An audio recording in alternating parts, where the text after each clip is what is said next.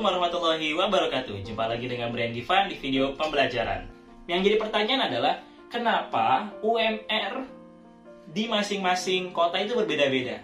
Ini pertanyaan yang sering banget ditanyakan oleh mahasiswa ya. Terutama, kenapa sih Pak kok beda-beda UMR-nya? Kenapa nggak sama semua? Nah, pasti sadar lah, kita semua sadar pasti bahwa besaran gaji pegawai di tiap daerah pasti beda-beda, ya dong. Ada yang tadi 1,8, ada yang 4,7, rate-nya jauh ya, kesenjangannya jauh. Tadi yang paling kecil kalau nggak salah di Jogja atau di Jawa Timur ya, 1,8. Paling gedenya itu di Karawang ya tadi, kabupaten, 4,7. Nah, kamu nih yang mau dapat gaji tinggi, buruan ke Karawang. Kerja di Karawang. Kenapa ya? Karena Karawang itu banyak pabrik mungkin ya, banyak pabrik, banyak industri segala macamnya. Pada intinya, UMP itu dibuat untuk menjamin keberlangsungan kehidupan yang layak bagi masyarakat, baik pegawai ya maupun pengusaha. Karena kan kalau misalkan ditetapkan terlalu tinggi misalkan UMP-nya, UMR-nya, ya perusahaan ini yang bingung harus bayar gaji karyawannya bagaimana gitu kan ya. Di satu sisi karyawan seneng naik gaji, di sisi yang lain perusahaan pasti kalang kabut. Aduh, udah mau tahun baru lagi aja harus nambahin gaji pegawai, nambahin operasional, listrik naik, bensin naik. Jadi pengusaha tuh pasti pusing lah. Coba berpikir sedikit bagaimana cara pandangnya bos-bos gitu ya. Nah, dengan adanya standar ini membuat pengusaha-pengusaha bisa melakukan strategi ya perusahaannya.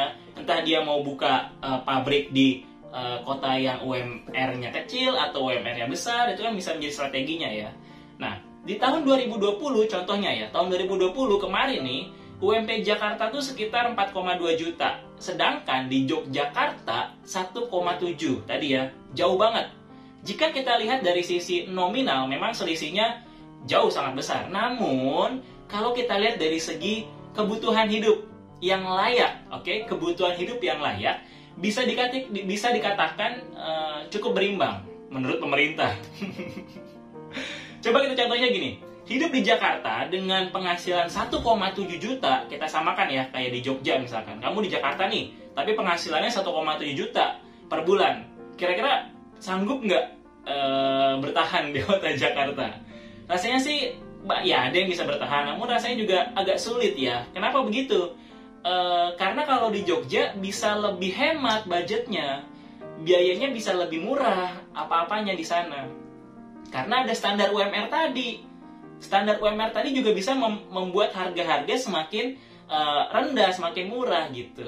Kamu makan uang, kamu punya uang 50.000, di Jakarta makan bisa nggak cukup 3 kali, makan pagi, siang, sore. Kalau sendiri mungkin bisa, kalau keluarga rasanya ya mikir-mikir lagi ya. Tapi kalau misalkan di Yogyakarta 50.000 bisa satu hari. Ya cobalah tes aja ya, coba ke Yogyakarta. 50.000 sehari dapat apa di sana? Biaya hidup tentunya nomor satu yang mempengaruhi faktor yang mempengaruhi tinggi atau rendahnya UMR atau UMP di kota tersebut. Jadi gini, jika dilihat dari segi kepadatan penduduk, maka semakin padat penduduk juga juga meningkatkan permintaan dong. Kan makin banyak tuh penduduknya, makin banyak permintaannya. Dan gitu juga akan membuat kebutuhan barang atau jasa makin tinggi.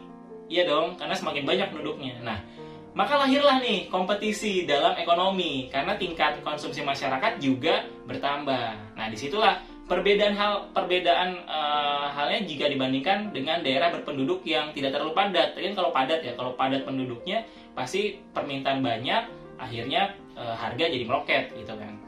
Nah, kalau yang penduduknya sedikit, berarti kan permintaan juga sedikit, nggak banyak-banyak. Kondisi inilah yang membuat ekonomi akan cenderung stabil, karena kompetisinya tidak terlalu ketat, dan kebutuhan masyarakat cenderung ya itu aja. Seperti itu, kurang lebih seperti itu penjelasannya. Dan jika teman-teman ada yang punya pendapat lain, boleh coba disanggah di kolom komentar atau tambahkan. Atau mungkin yang sekarang baru lulus nih ya, entah itu kuliah atau itu SMA, SMK, sudah mulai berpikir, kira-kira saya mau kerja di mana ya? Mau kerja di Karawang yang gajinya paling tinggi se-Indonesia? Atau mau di Jogja aja yang kebutuhannya kebutuhan hidupnya lebih murah gitu kan ya. Nah, itu disesuaikan lagi kepada teman-teman semua, tinggal dikembalikan. Biasakan untuk like, komen, dan subscribe video saya. Jangan lupa tetap semangat bagikan video ini agar bisa lebih bermanfaat untuk yang lainnya. Terima kasih dari saya. Wassalamualaikum warahmatullahi wabarakatuh.